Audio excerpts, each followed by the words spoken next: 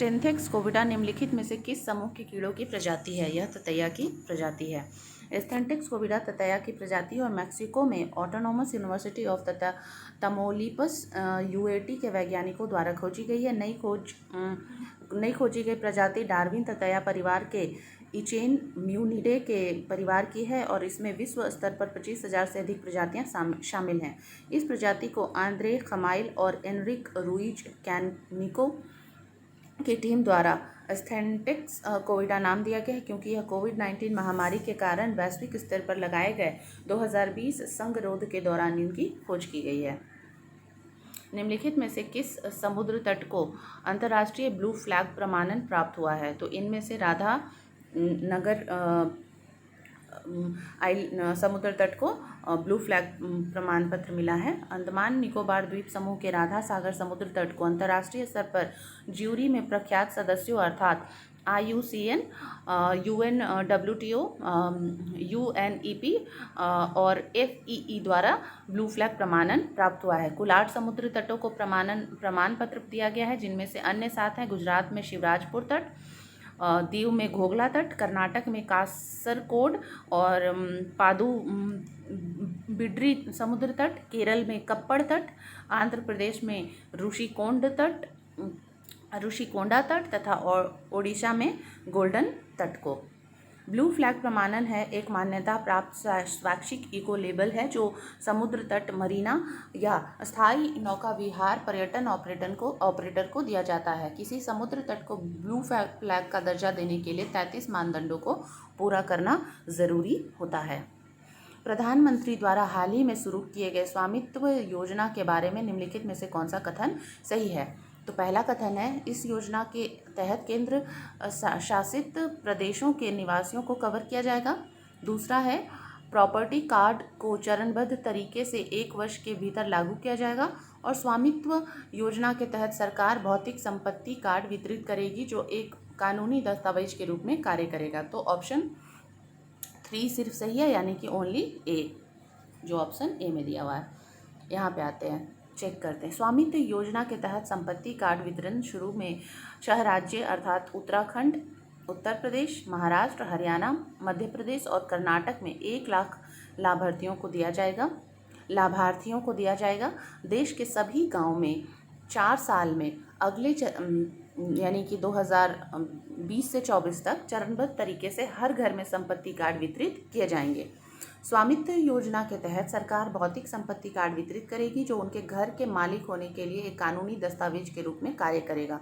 योजना का क्रियान्वयन एक आत्मनिर्भर भारत की ओर और बड़ा कदम है। इससे ग्रामीण भारत को आत्मनिर्भर बनाने में मदद मिलेगी। किस संगठन ने भारत की पहली हाइड्रोजन ईंधन सेल प्रोटोटाइप कार का सफलतापूर्वक परीक्षण किया है? तो CSIR ने। वैज्ञानिक एवं औद्योगिक अनुसंधान परिषद और KPIT टेक्नोलॉजी ने हाइड्रोजन सेल ईंधन सेल से देश की पहली प्रोटोटाइप कार चलाने का सफल परीक्षण किया है। ईंधन स्टैक को पुणे में CSIR की राष्ट्रीय रासायनिक प्रयोगशाला में विकसित किया गया है। ईंधन स्टैक को पुणे में CSIR की राष्ट्रीय रासायनिक प्रयोगशाला में विकसित किया गया है। ईंधन का एक निम्न तापमान PEM यानी प्रोटॉन एक्सचेंज मेम्ब्रेन का प्रकार है जो 65 से 75 डिग्री सेल्सियस पर संचालित होता है, जो वाहनों के अनुप्रयोगों के लिए उपयुक्त है। CSIR और KPIT ने 10 किलोवाट की इलेक्ट्रिक बैटरी तैयार की है। केंद्र सरकार निम्नलिखित में से किस राज्य और केंद्र शासित प्रदेश ने ट्री ट्रांसप्लांटेशन पॉलिसी लागू की है? तो यह है नई दिल्ली मंत्रिमंडल ने ट्री प्लांटेशन पॉलिसी को नई दिल्ली मंत्रिमंडल की मंजूरी मिलने के बाद लागू कर दिया गया है। दिल्ली के इस नीति के तहत किसी भी निर्माण या विकास परियोजना के लिए उखाड़े गए 80% पेड़ों को अनिवार्य रूप से प्रत्यारोपित किया जाना चाहिए। नई प्रत्यारोपण नीति मौजूदा 1 के अलावा होगी, जिसमें प्रत्येक पेड़ के लिए 10 पेड़ लगाने का आदेश दिया गया है। विकास परियोजना के लिए 10 या उससे कम पेड़ गिरने पर नीति लागू नहीं होगी। यह अपनी तरह का पहली नीति है और नीति के तहत आक्रामक प्रजातियों को उन प्रजातियों की सूची से बाहर रखा गया है जिन्हें प्रत्यारोपित किया जाएगा। निम्नलिखित में से किन तितलियों ने राष्ट्रीय तितली की पहचान करने संबंधी एक राष्ट्रीय सर्वेक्षण में सबसे अधिक वोट प्राप्त किए हैं? कृष्णा पिकॉक, पैपिलियो कृष्णा, इंडियन जेजेबल, डेलियस यूचेरिस और ऑरेंज ओकलीफ यानी कि कलीमा इनक्यूस, उपरोक्त सभी।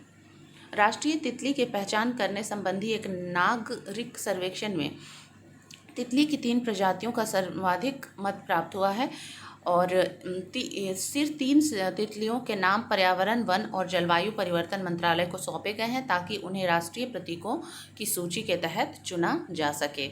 50 तितली विशेषज्ञों और उत्साही लोगों के एक समूह राष्ट्रीय तितली अभियान कंसोर्टियम द्वारा राष्ट्रव्यापी मतदान का आयोजन किया गया था। इन सभी में अनूठी विशेषताएं पाई जाती हैं, जैसे कि एक मृत पत्ती के रूप में छलावरण करने की क्षमता, शिकारियों से बचने के लिए सप्तवर्णीय प्रदर्शन एवं कीटों से छुटकारा पाने में किसानों की सहायता करना। अंतर्राष्ट्रीय बालिका दिवस 2020 का विषय क्या था? My voice our equal future. अंतर्राष्ट्रीय बालिका दिवस 2020 का विषय my voice our equal future है और यह 11 अक्टूबर को प्रतिवर्ष मनाया जाता है।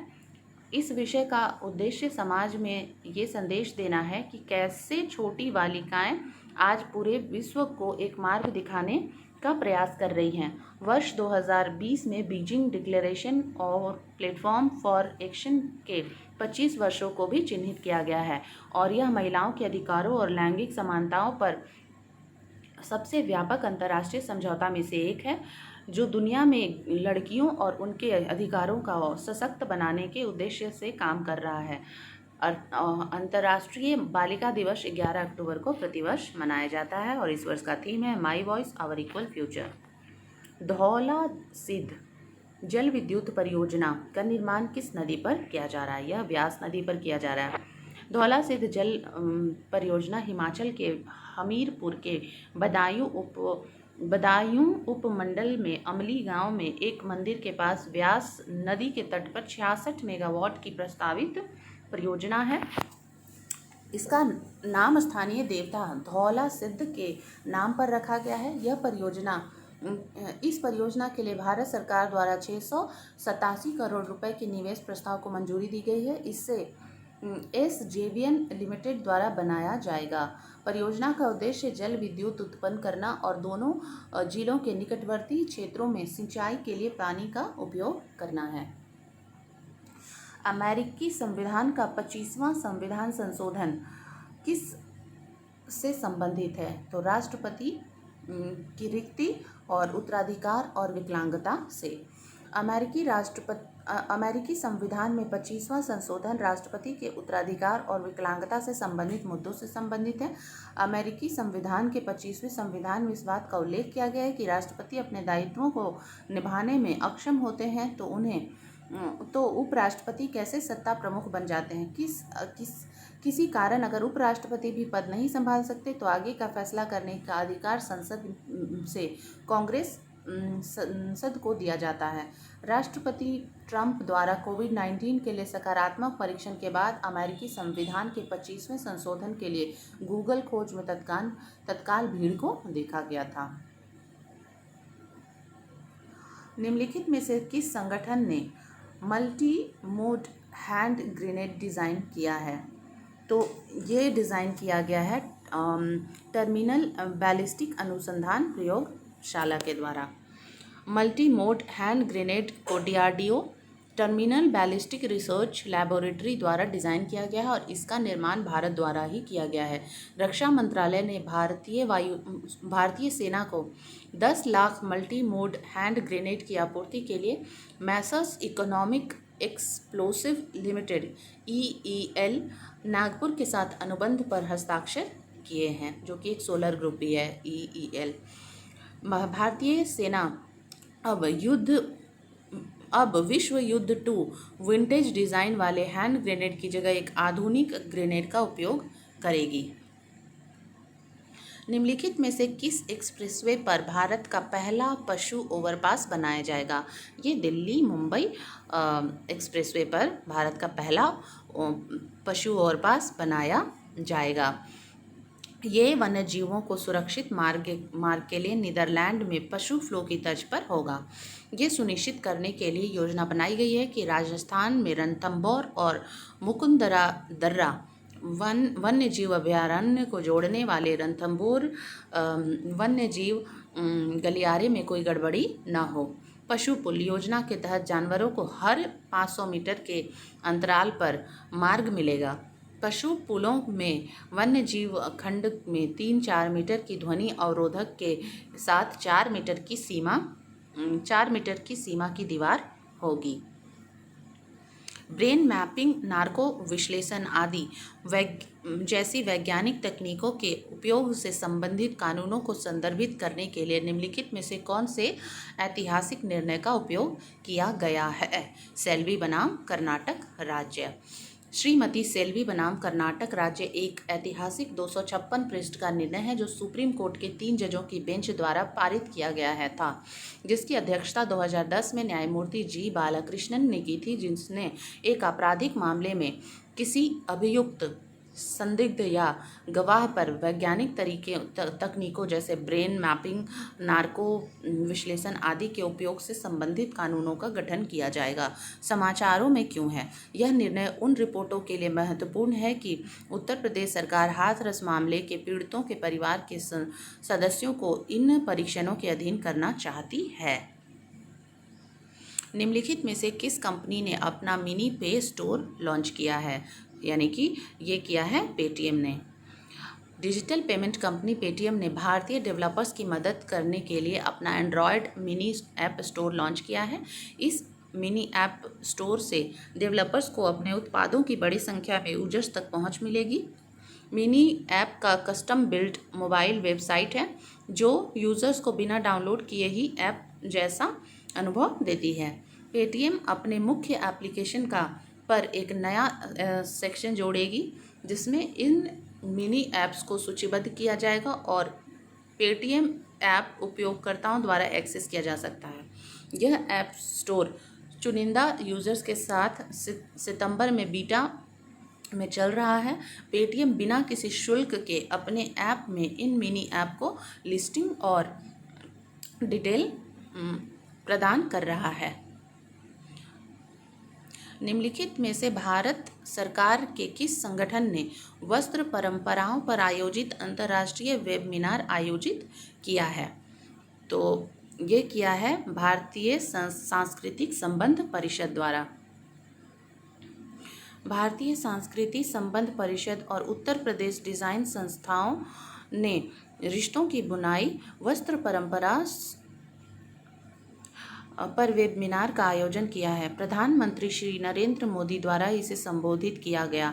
भारत की वस्त्र परंपरा इतिहास, वस्त्रों की विविधता में हमारी संस्कृति समृद्धि और प्रकृति रूप से रंग, कपास और सिल्क प्रधानमंत्री द्वारा उल्लेखित वेबिनार के कुछ मुख्य आकर्षण थे।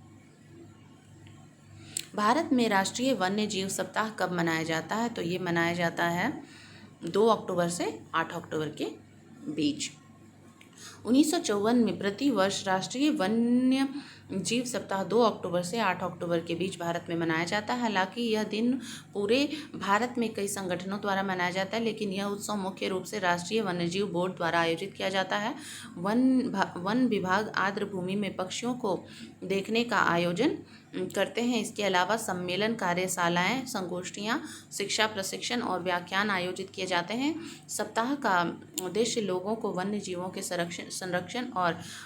संरक्षण के बारे में अधिक जागरूक बनाना है। वन्य जीवों के संरक्षण के महत्व पर उन लोगों का ध्यान केंद्रित करेगा। इसका उद्देश्य वन्य जीवों के संरक्षण के लिए और अधिक सेवाओं को लागू करना है। इसमें वन्य जीवों के संरक्षण से जुड़े सभी मुद्दों पर भी चर्चा होगी।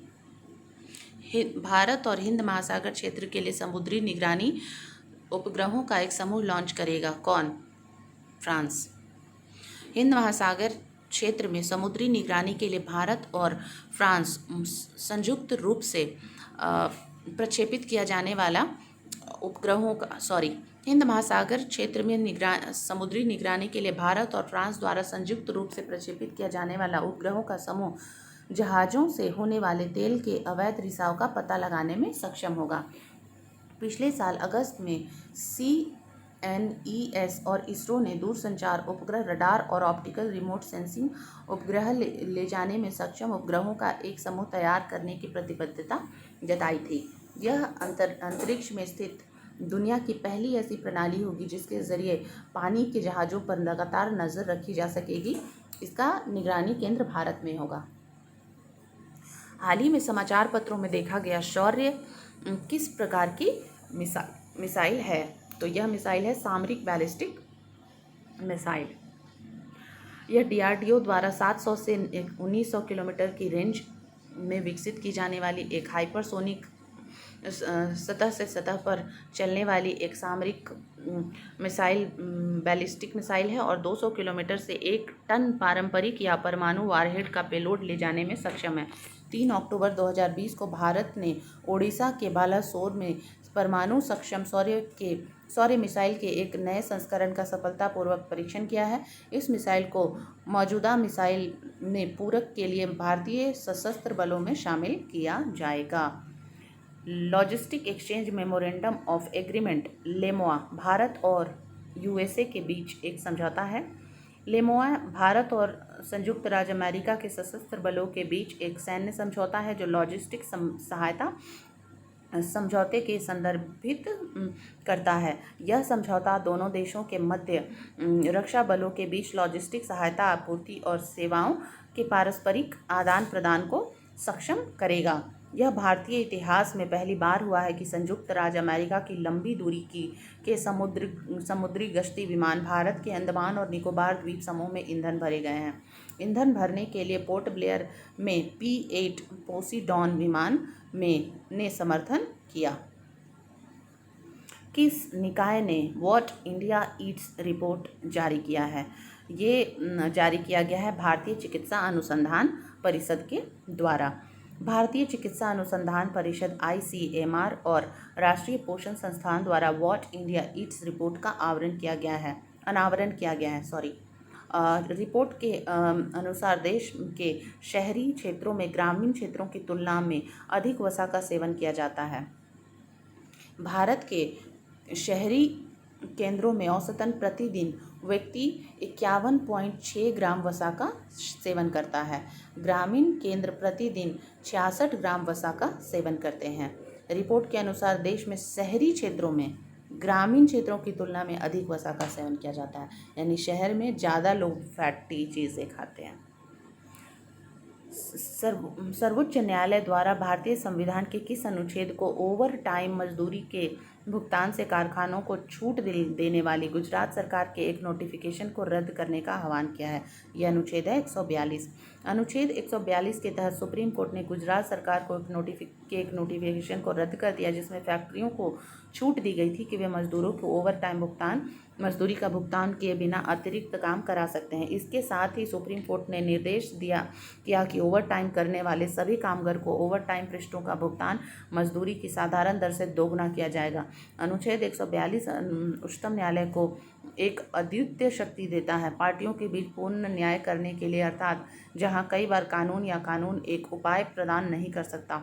न्यायालय एक विवाद को एक तरीके से शांत करने के लिए खुद को विस्तारित कर सकता है जो मामलों के तथ्यों को लाभान्वित करेगा। स्वच्छता पखवाड़ा कब से शुरू किया गया था? यह शुरू किया गया था 2016 से। स्वच्छता पखवाड़ा अप्रैल 2016 में शुरू किया गया था और अपने अधिकार क्षेत्रों में भारत सरकार के मंत्रालयों विभागों को उलझाकर स्वच्छता के मुद्दों और प्रथाओं पर गहन ध्यान केंद्रित किया गया था। पंचायती राज मंत्रालय का स्वच्छता पखवाड़ा 1 अक्टूबर से 15 अक्टूबर 2020 के दौरान मनाया जा रहा है, जिसमें विशेष स्वच्छता अभियान, व्यवहार संबंधी परिवर्तन को बढ़ावा देने, स्वच्छता एवं साफ सफाई की आदतों में सुधार और स्वच्छता के संदेश को फैलाने पर विशेष ध्यान दिया जाएगा, जो कि पंचायती राज मंत्रालय का स्वच्छता पखवाड़ा 1 अक्टूबर से 15 अक्टूबर के बीच मनाया जाएगा। 1 अक्टूबर से 15 अक्टूबर तक मनाया जाएगा। प्रतिवर्ष विश्व पशु दिवस कब मनाया जाता है? तो ये मनाया जाता है 4 अक्टूबर को। 1929 प्रतिवर्ष से 4 अक्टूबर को विश्व पशु दिवस मनाया जाता है। इस दिवस का उद्देश्य दुनिया भर में जानवरों की स्थिति में सुधार कर लाना और उसे बेहतर बनाना है। इसकी शुरुआत हेनरिक जिमर्सन ने की थी और इन्होंने 24 मार्च 1925 को बर्लिन जर्मनी के ने स्पोर्ट्स पैलेस में पहला विश्व पशु दिवस आयोजित किया था। यह दिन विलुप्त प्रजातियों और उनकी रक्षा के महत्व के बारे में जागरूकता फैलाता है। किस राज्य सरकार ने राज्य के सड़कों की मरम्मत के लिए पथश्री योजना लागू की है? तो ये है शुरू की है, तो यह है पश्चिम बंगाल। पथश्री अभियान पश्चिम बंगाल द्वारा शुरू किया गया है। यह एक सड़क मरम्मत योजना है जिसके तहत राज्य भर में 12,000 किलोमीटर तक की 7,000 से अधिक सड़कों की समयबद्ध तरीके से मिशन मोड में मरम्मत की जाएगी। राज्य सरकार द्वारा दीदी के बोलो अभियान के माध्यम से मिली जानकारी के आधार पर राज्य सरकार ने इन सड़कों की सूची तैयार की है। स्वच्छ भारत 2020 पुरस्कारों के संबंध में किस राज्य ने राज्य स्तर पर स्वच्छ सुंदर सामुदायिक वर्ग के तहत प्रथम पुरस्कार जीता है? तो यह पुरस्कार जीता है गुजरात ने। केंद्रीय जल शक्ति मंत्री गजेंद्र सिंह शेखावत ने स्वच्छता पुरस्कार 2020 प्रदान किए हैं। यह पुरस्कार स्वच्छता श्रेणियों और पेयजल श्रेणी के तहत दिए गए हैं। गुजरात से राज्य स्तर पर स्वच्छ सुंदर और सामुदायिक शौचालय श्रेणी के तहत प्रथम पुरस्कार जीता। तमिलनाडु के तिरुनेलवेली को जिला स्तर पर प्रथम पुरस्कार मिला। मध्य प्रदेश के उज्जैन जिले के खारचौड़ ब्लॉक ने ब्लॉक स्तर पर प्रथम स्थान प्राप्त किया है। धन्यवाद।